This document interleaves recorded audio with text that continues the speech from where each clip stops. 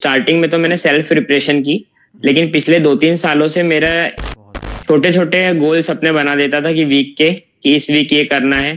Sir अगर आप seriously पूछेंगे तो सीरियसली ये मेरा सेकंड या थर्ड अटेम्प्ट था, क्योंकि तो आपने यस कुछ सर। स्ट्रैटेजी में अपने कुछ चेंज किया था या प्री और मेंस की स्ट्रैटेजी दोनों की सेम रखी थी, क्या किया था आपने?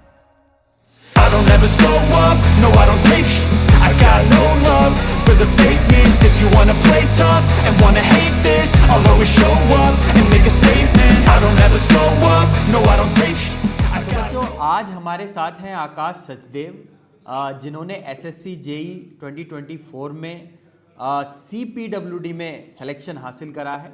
उनके बारे में जानेंगे कि किस तरीके से उन्होंने प्रिपरेशन करी और क्या क्या उन्होंने जो है स्ट्रगल किया और फाइनली वो किस तरीके से सेलेक्ट हुए, उनकी पूरी जर्नी के बारे में जो है हम जो है अभी जानना चाहेंगे। हाँ तो Akash, first of all congratulations. Thank you sir. तो बताइए अपने बारे में कुछ। जैसे कि आप जानते हैं मेरा नाम आकाश सचदेव है, और मेरा सीपीडब्ल्यूडी डिपार्टमेंट मुझे अलॉट हुआ है मैकेनिकल ब्रांच से एसएससी जेई में। बात की जाए मेरे जर्नी की, तो सबसे पहले स्टार्टिंग में मैं इंजीनियरिंग सर्विसेज पे फोकस था, लेकिन फिर वहां पर जैसे ही रेलवेज डिपार्टमेंट हटा तो उसके बाद मैंने थोड़ा अपना रुझान जो है दूसरे साइड करना चालू किया। उसके बाद मैंने इसरो का इंटरव्यू दिया, फिर मैंने यूपीपीएससी लेक्चरर में इंटरव्यू दिया। उसके बाद मैंने इंडियन बैंक में स्पेशलिस्ट ऑफिसर के इंटरव्यू दिए थे। 2 बार जो एग्जाम हुआ था दोनों बार मेरे रिटर्न निकले थे। फिर बार्क टेक्निकल ऑफिसर का मैंने इंटरव्यू दिया। फिर उसके बाद मैं आईआईटी मद्रास में पीएचडी के लिए भी सिलेक्ट हुआ था, और डीआरडीओ में जूनियर रिसर्च फेलो के लिए भी सिलेक्ट हुआ था। लेकिन मुझे उस जर्नी में ये समझ में आया कि पीएचडी मैंने कुछ दिन के लिए ऑप्ट की थी, लेकिन मुझे समझ में आया कि मेरा इंटरेस्ट रिसर्च के साइड नहीं है।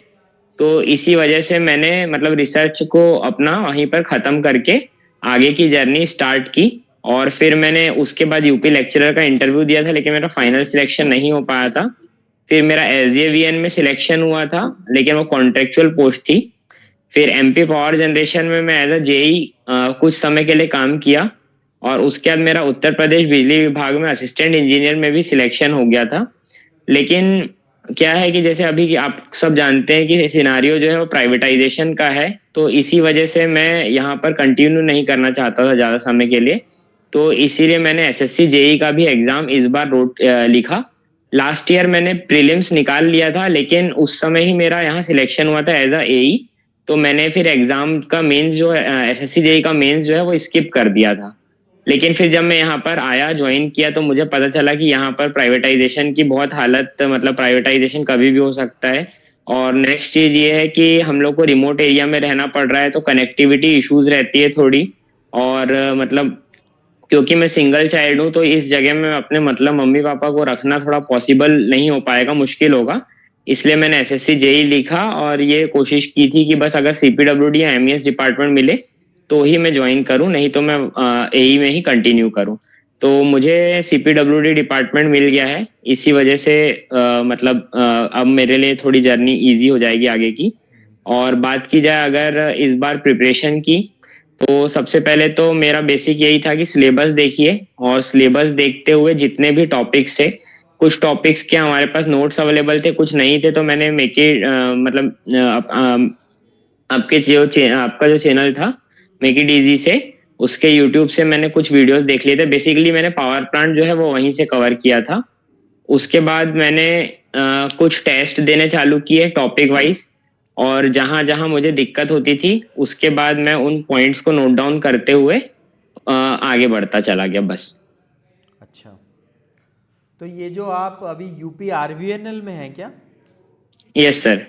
अच्छा अच्छा अच्छा, कब हुआ था आपका सिलेक्शन, कौन से ईयर में? Last year sir. Last year, okay okay, very good. अच्छा, तो मतलब आप शुरू से ही मतलब कौन से ईयर में आपने बीटेक किया है बेटा? 2016 सर। 2016 में, हम्म। ओके। तो मतलब 2016 से आपने ये वेरियस एग्ज़ाम्स भी क्वालिफाई करे हैं, यूपीपीएससी लेक्चरर जो 2021 में हुआ था। Yes sir, correct. Okay. Okay okay. आप आपका कॉलेज कौन सा है, कहाँ से पढ़े थे आप? एलएनसीटी भोपाल से मैंने अपना इंजीनियरिंग किया है और एनआईटी भोपाल से मैंने मास्टर्स किया है 2019 में। अच्छा, एमटेक भी किया हुआ है आपने? Yes sir. एमएनआईटी भोपाल? हाँ हाँ। ओके। कौन सी स्ट्रीम में किया बेटा? Industrial design. Industrial design. Okay. तो बहुत लंबी जर्नी है आपकी। हाँ काफी। सर, एक्चुअल में हाँ। स्टार्टिंग में मतलब मैं बहुत सारे इंटरव्यूज में कुछ कुछ मार्क्स से रह जाता था। फिर मतलब मैंने साइड ऑन ऑनलाइन कुछ बच्चों को 10th और 11th वालों को पढ़ाना भी चालू किया था। अच्छा। तो मैंने कुछ टाइम तक जब मैंने पढ़ाया था उसी के साइड ऑन मेरी प्रिपरेशन भी चल रही थी। तो मेरा मतलब मैंने सोचा था कि अब ये 10th और 12th को पढ़ाना भी मतलब अच्छे से चालू कर सकते हैं नेक्स्ट ईयर से, लेकिन उसी साल मेरा फिर सिलेक्शन हो गया। अच्छा, फिर यूपीपीएससी वो यूपीआरवीएनएल में सिलेक्शन हो गया आपका? हाँ नहीं, मतलब उसके पहले मेरा एसजेवीएन और एमपी पावर जनरेशन में भी सिलेक्शन हुआ था। अच्छा अच्छा फिर अच्छा। मेरा यूपीआरएनएल में सिलेक्शन हुआ तो मैंने एमपी पावर जनरेशन में एज अ जेई काम किया था 1 महीना। हम्म। और उसके बाद मेरा यूपीआरएनएल एई में हो गया तो मैं यहाँ आ गया। अच्छा अच्छा अच्छा अच्छा इसके बाद मैंने अभी controller general of patent design and trademark भी दिया था, जिसमें मेरा इंटरव्यू में 4 मार्क्स से आउट हो गया हूँ मैं। अच्छा। और इंजीनियरिंग सर्विसेज का मैंने मेंस भी लिखा है लास्ट ईयर।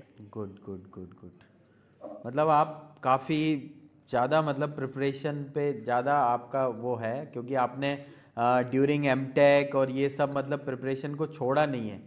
मतलब अच्छी हाँ पकड़ सर। है आपकी ना इस चीज़ पे। ये बहुत यस अच्छी सर। अच्छी चीज़ है। और मतलब ये चीज़ पता है क्या शो कर रही है? ये चीज़ आपकी शो कर रही है कि आप मतलब failure in spite of lot of failures, और आप थोड़े थोड़े यस सर। मार्क्स से रह रहे हैं, बट फिर भी आप लगे हुए हैं। तो वो यस सर। मोटिवेशन हम बिल्कुल जानना चाहेंगे कि आपने अपने आप को, क्योंकि जब बहुत थोड़े मार्क्स से रह जाते हैं बच्चे तो थोड़े से डिप्रेशन में आ जाते हैं कि यार मेरा क्या ही हो रहा है, मेरा क्यों नहीं हो पा रहा, क्या हो रहा है।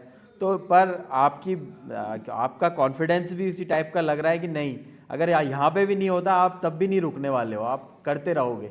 तो वो मोटिवेशन यस कहाँ सर। से लाए लाए हो बेटा, वो थोड़ा सा बताइए बच्चों को। सर अगर इस बात मोटिवेशन की बात की जाए तो देखिए, डिमोटिवेट तो सब होते हैं, कुछ दिन तक मुझे भी मतलब बेकार लगता है, लेकिन मैं नई नई चीजें ट्राई करते रहता था। जैसे मेरा मतलब एक बेसिक जो फंडा है, लास्ट स्टार्टिंग में तो मैंने सेल्फ प्रिपरेशन की, लेकिन पिछले 2-3 सालों से मेरा फ्रेंड सर्कल में एक या दो दोस्त लोग ऐसे हैं जिनके साथ मेरी हमेशा फोन में ही पढ़ाई होती है। अच्छा। मतलब ये बहुत एक अलग तरीका है कि जैसे हम दोनों के पास नोट्स हैं पढ़े अपने पास, हम्म। वो भी उतना ही पढ़ा है मैं भी उतना ही पढ़ा हूँ, तो बस हम लोग क्या कॉल करेंगे, कभी कुछ चीजें मैं उसको बताऊंगा, कभी वो मुझे बताएगा, और ये हम लोग हर दिन करते थे। अच्छा। इससे ये रहता था कि हम लोग 2 से 3 घंटे रेगुलर हम लोग कोई भी सब्जेक्ट के नोट्स जो रहते हैं वो रिवाइज करते रहते थे। और हम्म। इंडिविजुअली हमारा ये टारगेट रहता था कि इंडिविजुअली हम लोग दिन में अगर 1 से 2 घंटे भी अकेले निकाल लें टेस्ट देने के लिए, तो हम्म। उतना भी हमारी प्रिपरेशन के लिए काफी होगा। तो इससे ये रहा कि मैं कभी भी डिमोटिवेटेड नहीं रहता था, क्योंकि या तो अगर मैं डिमोटिवेटेड रहूंगा तो अगला मुझे बोल देगा कि यार हमें पढ़ना है, और अगर वो डिमोटिवेटेड रहता था तो मैं उससे बोल देता था कि हमें पढ़ना है। नेक्स्ट चीज जो है वो, मुझे स्पोर्ट्स का बहुत इंटरेस्ट है, तो मैंने अपनी पूरी इंटायर जर्नी में स्पोर्ट्स आज तक कभी नहीं छोड़ा। ऐसा कोई भी वीक नहीं रहा जिसमें मैं स्पोर्ट्स खेलने नहीं गया हूँ। हाँ, कभी कभी दिन हो जाते होंगे, इवन अगर मेरा कल एग्जाम है तब भी मैं एक दिन पहले जरूर खेलने जाऊंगा ताकि मैं रिलैक्स्ड फील करूँ। तो उसने भी मुझे बहुत हेल्प किया। अच्छा। और लास्ट चीज ये, मोटिवेशन के लिए मेरे स्कूल फ्रेंड्स और कॉलेज फ्रेंड्स हमेशा मेरे टच में थे। तो मुझे वो भी ऐसा नहीं लगा कि मैं सोशल मतलब कनेक्शन जो है मेरा छूट गया है। तो उनको भी मैंने मतलब हमेशा बैलेंस करके एक कोशिश की कि जैसे मुझे पता रहता था कि अगर आज किसी फ्रेंड की पार्टी है शाम को 7 बजे, तो मेरे दिमाग में रहता था कि शाम को 7 बजे तो मुझे जाना है, तो चलो 7 बजे तक बस अपना बेस्ट कर देते हैं।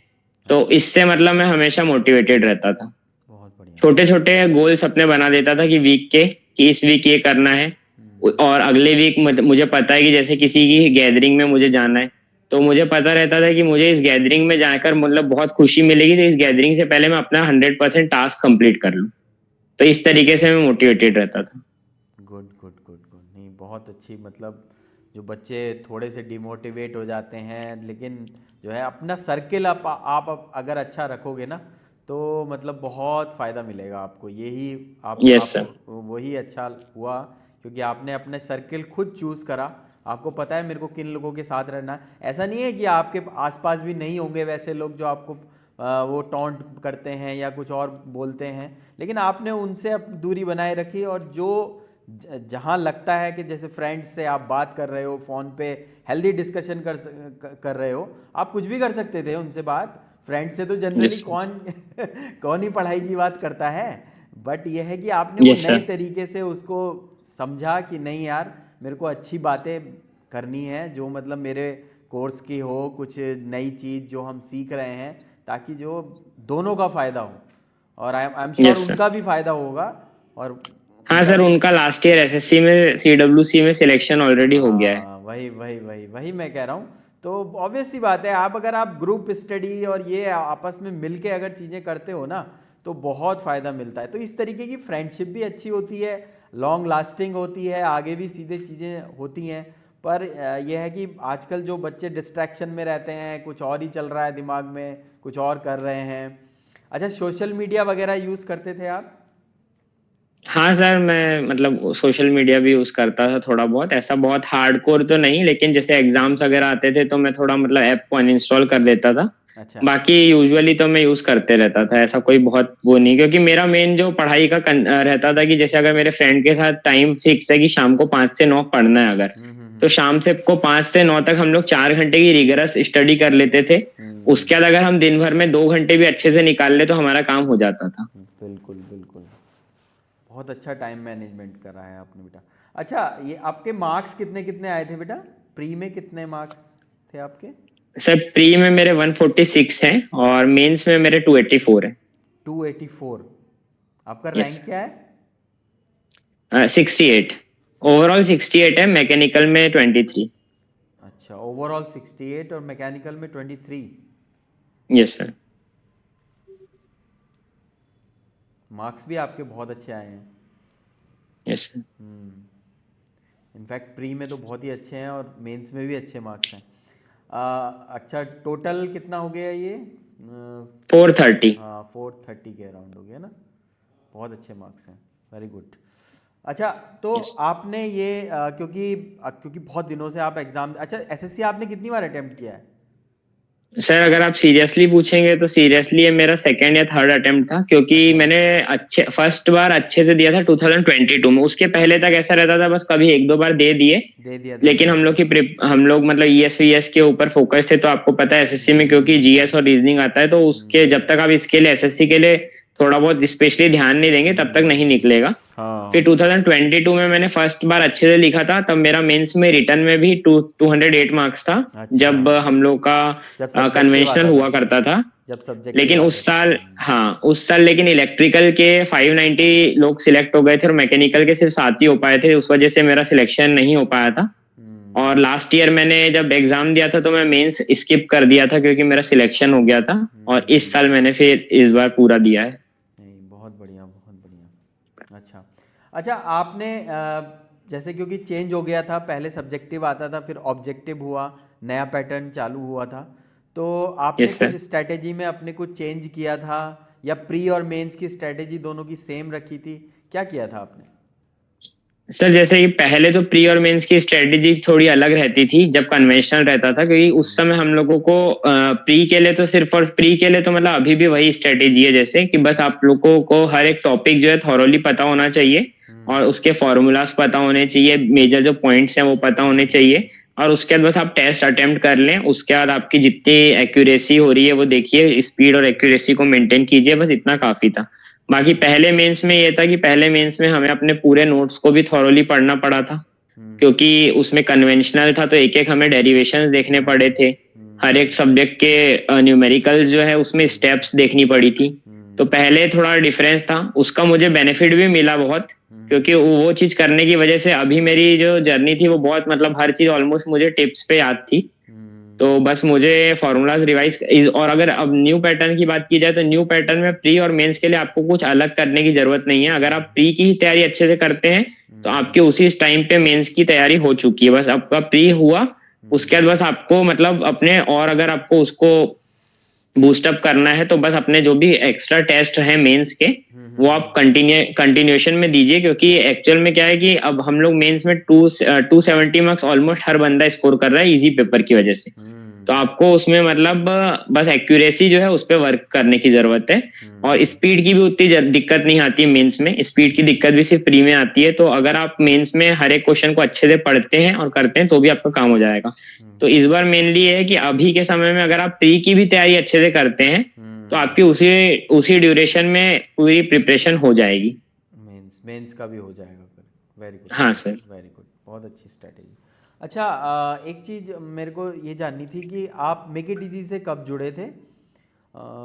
सर मेक इट इजी से मतलब मैं 2 साल पहले मैंने बस यूट्यूब पे ही मतलब वीडियोस देखना चालू किए थे उनके कुछ कुछ। अच्छा। और जहां मुझे कुछ बेसिक नोट्स तो मेरे पास ऑलरेडी अवेलेबल थे मार्केट से, लेकिन जहां मुझे डाउट्स आते थे या कुछ होता था, जैसे बेसिकली अगर आप देखेंगे तो एक बॉयलर टॉपिक जो है वो मतलब वो मुझे मेक इट इजी ने बहुत हेल्प की। उसके पहले मुझे उस टॉपिक में बहुत प्रॉब्लम होती थी, लेकिन मेक इट इजी की वजह से मुझे ऐसे ये मतलब इसके क्वेश्चंस बॉयलर के क्वेश्चंस बनने लगे थे। ऐसे कुछ कुछ टॉपिक्स जो इंडिविजुअल टॉपिक्स थे मैं उनका मतलब यूट्यूब पे ही मेजरली मेक इट इजी से देख लेता था। अच्छा, मेनली आपने यूट्यूब से ही सारा पढ़ा है?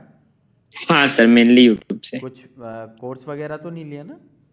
नहीं सर, कोर्स नहीं। अच्छा अच्छा, गुड। देखो बच्चों, ये भी कितनी बड़ी बात है, सिर्फ यूट्यूब से भी पढ़ के बहुत सारी चीज़ें आप कर सकते हो।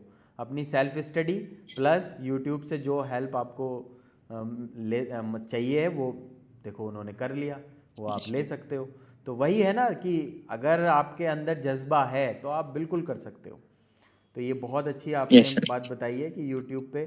अच्छा, मतलब आपको जो जैसे बॉयलर्स वगैरह में जो राहुल सर के लेक्चर्स थे जो पढ़े हुए यस हैं, सर। टरबाइन बॉयलर ये सारी चीज़ें, हाँ तो हाँ उसमें आपको क्या अलग चीज़ लगी जो और प्लेटफॉर्म पे आपको नहीं मिली? सर, एक्चुअल में क्या होता है कि जैसे अगर आप दूसरी जगह देखेंगे तो वो लोग फॉर एग्जांपल अगर आप बॉयलर पढ़ रहे हैं तो उसमें वो लोग मेजर डोमेन्स पे तो हर एक कोचिंग ध्यान दे देगी। लेकिन अगर आप जेई का एग्जाम दे रहे हैं जैसे एसएससी जेई या रेलवे जेई दे रहे हैं तो इसमें बहुत जो मतलब पॉलिटेक्निक लेवल के भी क्वेश्चंस आ जाते हैं कई बार। हाँ तो हाँ। आपको उन उन चीजों के बारे में आपको आइडिया नहीं रहता। तो ये वाली जो चीजें थी ये मतलब राहुल सर ने कवर कर दी थी। तो ये अच्छा, मतलब सबसे अच्छी चीज थी। अच्छा अच्छा अच्छा अच्छा, गुड गुड गुड, बहुत बढ़िया बात। अच्छा, एक चीज़ और मेरे को पूछनी है, जैसे कि आपको पता ही है, आप तो मैकेनिकल इंजीनियर हो, तो क्योंकि मैकेनिकल का इस टाइम थोड़ा सा हालत सही नहीं है, दिक्कत है, हाँ सर। कॉलेजेस में एडमिशन्स भी नहीं हो रहे हैं। और मतलब बहुत मतलब मैं तो कहूँगा आपने बहुत अच्छा किया कि आप रिसर्च वगैरह, क्योंकि रिसर्च के बाद ऑब्वियस सी बात है आपने टीचिंग में ही जाना था, तो यस। टीचिंग के लिए बच्चे ही नहीं है कॉलेजेस में हाँ तो मतलब ये थोड़ा सा मतलब आपको क्या लगता है क्यों क्यों ऐसा हो रहा है और क्या इसके लिए हम कर सकते हैं?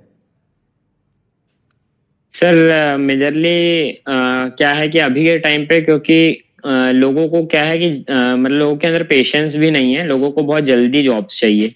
तो अगर आपको जल्दी जॉब्स चाहिए तो सॉफ्टवेयर डोमेन में ही आपको बहुत जल्दी जॉब मिल सकती है, इसलिए लोगों का रुझान मैकेनिकल से कम हो रहा है। फर्स्ट चीज तो ये है। सेकेंड चीज ये है कि जैसे लोगों को पता चल रहा है मैकेनिकल में बहुत सारी पीएसयू जॉब जो रहती हैं वो सिटी से दूर रहती है। जैसे अब अगर आप सीपीडब्ल्यूडी देखेंगे तो ये एक मैकेनिकल की ऑलमोस्ट शायद एक या दो ही जॉब्स में ऐसी जॉब होगी जो सिटी के अंदर है। बाकी चाहे आप ईएस में भी सिलेक्ट ईएससी में भी सिलेक्शन ले लें तब जाकर ही आपको रेलवेज में मतलब कुछ अच्छे लोकेशंस मिलेंगे, नहीं तो आपको लोकेशंस नहीं मिल पाते हैं। तो अभी के टाइम पे क्या है लोगों के लिए ये है कि मनी के साथ साथ उनके लोकेशन भी एक प्रायोरिटी हो गई है। इसी वजह से मतलब लोग मैकेनिकल जो रहते हैं उसको कम ऑप्ट कर रहे हैं। बिल्कुल बिल्कुल सही बात बता रहे हो। हाँ, तो यही प्रॉब्लम है, बच्चों को क्या है कि एकदम चाहिए जॉब, अपनी प्रायोरिटी भी उसी हिसाब से चाहिए कि नहीं मेरे को ऐसे भी करना है, ये भी करना है। पर आपको क्या लगता है कि ये मतलब बच्चों को थोड़ा पेशेंस रखना चाहिए? जैसे आप खुद ही बोल रहे हो कि बहुत इम्पेशेंट हो गए हैं बच्चे, तो थोड़ा सा पेशेंस रखना चाहिए। क्योंकि देखो आपने कितना पेशेंस रखा होगा, मतलब आप खुद सोचो 2020 कितना 2016 से आप यस सर। जो है प्रिपरेशन कर रहे हो, और एमटेक भी किया और भी चीज़ें करी साथ में, और इतने एग्ज़ाम्स भी निकाले। तो कितना पेशेंस आपने रखा होगा। फाइनली आप मतलब यू आर रिवार्डेड, पर यह है कि पेशेंस रखा होगा तभी ये सब हो सकता है। तो बच्चों, आप लोगों को इस चीज़ से मोटिवेशन लेना चाहिए, बहुत ज़रूरी है ये चीज़ें। तो उसके लिए मैं बिल्कुल आपको थैंक यू बोलूँगा ताकि ये बच्चे समझ जाएं कुछ। हाँ चलिए बेटा। अच्छा आप ये चीज़ तो ठीक है, आपने प्रिपरेशन अब बढ़िया करी है, सब कुछ अच्छा किया है। आने वाले अभी और कौन से एग्ज़ाम आप टारगेट कर रहे हैं? सर फिलहाल मेरा इंजीनियरिंग सर्विसेज में लास्ट अटेम्प्ट है, तो मैं इस बार एक लास्ट अटेम्प्ट अच्छे से देना चाहता हूँ। और उसमें भी मैं श्योर नहीं हूँ कि मतलब मुझे कैसा लोकेशन मिलेगा या क्या, क्योंकि मेरे लिए लोकेशन भी बहुत इम्पोर्टेंट है। क्योंकि मुझे नेक्स्ट 30 इयर्स जो जहाँ पर भी जॉब करूँ, भले थोड़े कम पैसे मिले, लेकिन मुझे वहाँ हैप्पीनेस जो है वो ज्यादा जरूरी है। लेकिन फिर भी अब जब तक मतलब मेरी ज्वाइनिंग आती है एसएससी की, तब तक मेरा प्रीलिम्स एग्जाम तो हो ही जाएगा। तो मैं उस पे फोकस्ड ज्यादा हूँ। और मेरा ये है कि अगर मेरे स्टेट, यानी मैं एमपी से हूँ, तो अगर मेरे एमपी स्टेट में कभी एई की पोस्ट आती है, क्योंकि मैकेनिकल की वहाँ पोस्ट बहुत टाइम से आई नहीं है, लेकिन अगर एमपी में एई की पोस्ट आती है तो मैं उस पर जरूर ध्यान दूंगा। मतलब मेरी फर्स्ट प्रायोरिटी रहेगी अपने होम स्टेट में एज असिस्टेंट इंजीनियर बनना, वही पब्लिक सर्विसेज कमीशन वाली। अगर वो एग्जाम आती तो मेरा उस पर ही फोकस रहेगा, और अगर वो नहीं आती तो तब तक जो चल रहा है ठीक है। अच्छा, अभी आप CPWD ज्वाइन कर लोगे वहाँ से, UPRVNL छोड़? Yes sir. अच्छा, वहाँ पे बॉन्ड भी रहता है ना UPRVNL में? Yes sir. अच्छा, बॉन्ड ब्रेक करना पड़ेगा। कितने का होता है? 2 लाख रुपीज सर। 2 लाख का। अच्छा, ठीक है। हाँ। ठीक है। अच्छा, लास्ट में आकाश, आप क्या बच्चों को संदेश देना चाहेंगे, जो बच्चे SSC की प्रिपरेशन करना चाह रहे हैं और नहीं हो रहा है किसी वजह से, या आगे आने वाले समय में जो आपके जूनियर्स हैं वो चाह रहे होंगे किस तरीके से मैं एग्ज़ाम क्रैक करूं, क्या बताना चाहेंगे, क्या संदेश देना चाहेंगे आप उनको? सर मेरा उनसे यही रहेगा कि सबसे पहले तो आप एक तो पेशेंस रखिए, और जो आपका अपने अंदर सेल्फ बिलीफ रखना बहुत जरूरी है। आपके माइंड में बहुत बार आएगा कि यार मेरा नहीं होगा, लेकिन जब तक कोई भी इंसान का होता नहीं है, तब तक उसको भी यही लगता है कि मेरा नहीं ही होगा। और नेक्स्ट चीज ये है कि अगर प्रिपरेशन की बात करूं, तो उससे सबसे पहले सिलेबस जो है उसको डाउनलोड करके अपने वॉल पे या कहीं पर भी चिपका लेना चाहिए। और हर एक टॉपिक पे उसको बस देखना चाहिए कि मैं हर एक टॉपिक के 15 से 20-25 क्वेश्चन जो है, मतलब पहले तो थ्योरी पढ़ लो और 15 से 20-25 क्वेश्चन बस हर एक टॉपिक के कर लो। ये जरूरी नहीं है कि आप यूथ पब्लिकेशन की पूरी बुक उठा के बैठ गए या खुरमी की पूरी बुक उठा के बैठ गए और आप पूरी एई पूरी जेई कर रहे हैं, क्योंकि उसमें बहुत टाइम लगेगा। अगर आप हर एक टॉपिक के 20-25 क्वेश्चंस भी अच्छे कर लेते हैं, कहीं से भी, कोई कोचिंग के टेस्ट सीरीज से या कहीं से भी, तो उससे आपको बहुत आइडिया मिल जाएगा और कम टाइम में आप ज्यादा अच्छा कर लेंगे टेक्निकल में तो। और अगर बात रही रीजनिंग की, तो रीजनिंग के लिए कुछ नहीं, आप लोग 10th-12th में पढ़ते हैं, 10th तक पढ़ते हैं हम लोग, वही रीजनिंग रहती है, बहुत ईजी रहती है। तो आप बस हर दिन या मतलब हर दिन, या जैसे अगर आपके एग्जाम में अगर 15 दिन बचे हैं, तो आप लास्ट के 15 दिन 15 टेस्ट भी रीजनिंग के दे देंगे, 50-50 क्वेश्चन की प्रैक्टिस कर लेंगे, तो आपका काम उसमें ही हो जाएगा। बाकी रही बात जीके की, तो जीके के लिए मेरा मानना यही है कि आप क्वेश्चंस कर सकते हैं, लेकिन मुझे लगता है कि क्वेश्चन से ज्यादा अच्छा है कि आप डायरेक्टली कोई भी लूसेंट हो गई या कोई भी बुक से कुछ टॉपिक्स जो है वो पढ़ते जाइए। फॉर एग्जाम्पल, आपने पॉलिटी जो है उसको थॉरली पढ़ लिया, अच्छे से पढ़ लीजिए आप उसको, और उसमें जो मेजरली आपके एक्ट, आर्टिकल्स, ये सब चीजें आती है, उसको एग्जाम से पहले एक बार और रिवीजन कर लीजिए। सेकेंड चीज, मॉडर्न हिस्ट्री पढ़ लीजिए, और थर्ड बायो पढ़ लीजिए। अगर आप ये 3 टॉपिक पढ़ के, और लास्ट करंट अफेयर्स पढ़ लीजिए, ये 4 टॉपिक भी अगर आप अच्छे से पढ़ लेते हैं, तो आपके 20-25 मार्क्स जीके में आ ही जाएंगे, क्योंकि फिजिक्स तो आपको ऑलमोस्ट बन ही जाती है, और केमिस्ट्री वगैरह से उतने सवाल आते नहीं है। अच्छा, करंट अफेयर्स के लिए आप क्या क्या क्या फॉलो करते थे?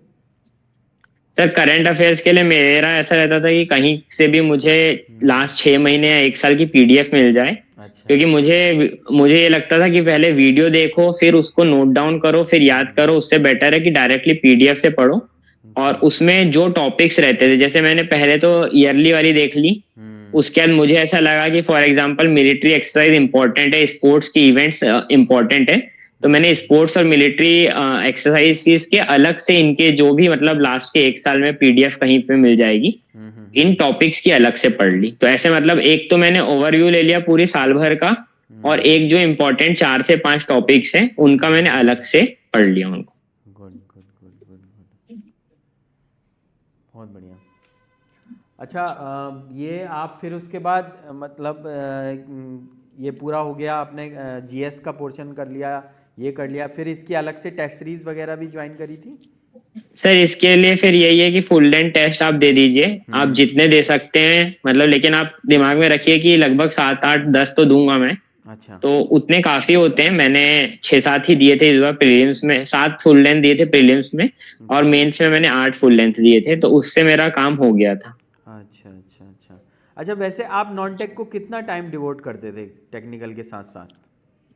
सर जैसे सबका टाइम अलग अलग रहता है, जैसे मैंने आपको बताया कि हम लोग तो फोन में ही दोस्त लोग से साथ पढ़ते थे, तो हम लोग का ऐसा रहता था कि एक बार मतलब हम लोग पहले से पढ़ के रख लें, अगर आपका एक बार पहले से पढ़ के रखा हुआ है तो सबका अलग अलग रहता है, कुछ लोग मल्टीपल रिवीजन करते हैं, मेरा ऐसा रहता था कि क्योंकि मुझे टेक्निकल याद रहता था, तो मैं जब मेरा एग्जाम जिस भी तारीख को है उससे 10 दिन पहले मैं अपना नॉन टेक पढ़ना चालू कर लेता था। अच्छा। और मैं 10 दिन पहले मतलब उस 10 दिन पहले मतलब 4 5 दिन तक लगातार नॉन टेक को पढ़ते रहता था, और करंट अफेयर्स की तो मुझे एक एक पीडीएफ देखनी रहती थी, वो मैं लास्ट में ही करता था, क्योंकि मतलब मुझे ऐसा लगता था कि 5 6 बार पढ़ने से अच्छा मैं एक बार लास्ट में अच्छे से पढ़ के जाऊं तो मुझे याद रहेगा। लास्ट में मैं 2 3 बार जरूर पढ़ लेता था, अच्छा कि एक बार मैंने 10 दिन पहले पढ़ लिया, एक बार 5 दिन पहले पढ़ लिया, और एक बार एक दिन पहले पढ़ लिया। अच्छा अच्छा, मतलब तो मेरा तरीका ही रहता था। टेक्निकल वो उतने दिन 8 10 दिन आप छोड़ देते थे? हाँ हाँ, टेक्निकल मेरा अच्छा हो जाता था, तो मैं लास्ट के दिन में लास्ट के 1 2 दिन में फॉर्मूला शीट देख लेता था भले, अच्छा लेकिन उसके अलावा मुझे उतनी जरूरत नहीं पड़ती थी। अच्छा अच्छा। आपने सारे सब्जेक्ट्स के शॉर्ट नोट्स बना रखे हैं? सर शॉर्ट नोट्स मैंने कुछ मतलब पहले तो बनाए थे अच्छे से, लेकिन अब फिर मुझे बाद में सब ऑलमोस्ट याद ही हो गया, तो मैंने शॉर्ट नोट्स पे ज्यादा ध्यान नहीं दिया। अच्छा। लेकिन शॉर्ट नोट्स बनाना अच्छी चीज है, एक्चुअल में मेरे शॉर्ट नोट्स जो है वो इंजीनियरिंग सर्विसेज के हिसाब से बने थे, तो वो एसएससी के लिए बहुत बड़े हो जाते थे। अच्छा अच्छा तो इसलिए मैंने क्या किया था कि हर एक सब्जेक्ट की पीडीएफ मतलब पीडीएफ बना ली थी, फोटो खींच खींच के मोबाइल में, तो अच्छा। मुझे जहां पर भी टाइम मिलता था तो मैं उसको देख लेता था, तो मुझे फिर इसलिए मतलब वो टॉपिक्स बहुत जल्दी जल्दी बन जाते थे। हर एक सब्जेक्ट की पीडीएफ मतलब नोट्स की पीडीएफ? नहीं सर, जैसे मुझे समझ में आया कि इस टॉपिक के लिए मेरे लिए ये 30 पेज इंपॉर्टेंट है ज्यादा, अच्छा। तो अब वो 30 पेज मैंने उसको कन्वर्ट करके पीडीएफ डाल दी, उसमें लास्ट के 3 4 पेजेस में जो मेजरली जो क्वेश्चंस मुझे नहीं बनते थे वो लिखे रहते थे, और हाँ। शुरू के 20 25 पेजेस में ये रहता था कि कुछ नोट्स हैं, कुछ बड़ी थ्योरी है, लेकिन वो उसको इतनी बार मैं पढ़ चुका था कि मुझे पता था कि कौन सी चीज को पढ़ना है, कौन सी चीज को अवॉइड करना है, तो मुझे फिर इंडिविजुअली उसको अलग से बनाने की जरूरत नहीं पड़ी। Good good good. चलिए चलिए आकाश, बहुत अच्छा लगा आपसे ओके। बात करके, बहुत बढ़िया आपने बातें बताई, और बच्चे आई एम श्योर बिल्कुल इंस्पायर होंगे आपकी जर्नी से, और हम आपको ओके। इंजीनियरिंग सर्विसेज के लिए ऑल द बेस्ट बोलेंगे। भगवान करे यस आप सेलेक्ट हो जाओ और फिर दोबारा हमसे बात करो। ठीक है बेटा? Yes sir. हाँ हाँ, चलिए बेटा, thank you very much. Okay, thank you sir, thank you. Okay.